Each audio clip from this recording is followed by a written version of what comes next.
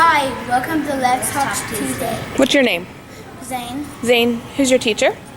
Mrs. Myers. Mrs. Myers. Hi, my name's Josie and my teacher is Miss Hathaway. Awesome. Today you'll notice we're standing in front of the PAX Voices poster. Josie, can you read that poster for us nice and loud using a 10-foot voice? A 0-inch voice is no sound. A 3-inch voice, whispering only. Is a 3-foot voice, normal talking. A 10-foot voice, louder talking. Zane, when would you use a 0-inch voice? In our classroom while we're working and in the hallway. When you're in the hallway, when you're in the classroom. Because if we look, a 0-inch voice, make that symbol that lady's doing. A 0-inch voice, it looks like they're making a 0, is not talking at all, right? If your teacher, or if you're in the cafeteria, they say 0-inch voice. Should we be talking? No.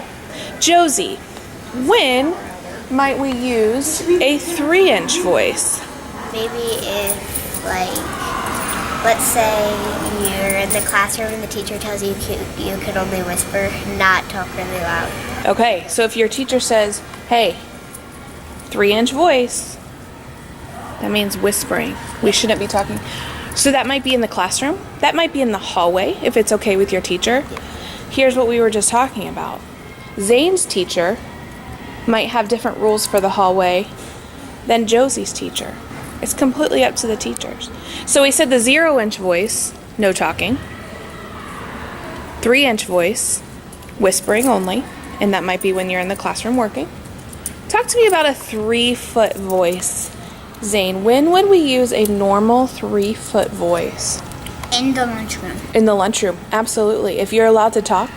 We shouldn't be using a 10-foot voice, right? No. In the lunchroom? Because that would be yelling. Can you imagine what the cafeteria would sound like? That would be screaming. That would be screaming. So a 3-foot voice would be in the cafeteria. A 3-foot voice would also be...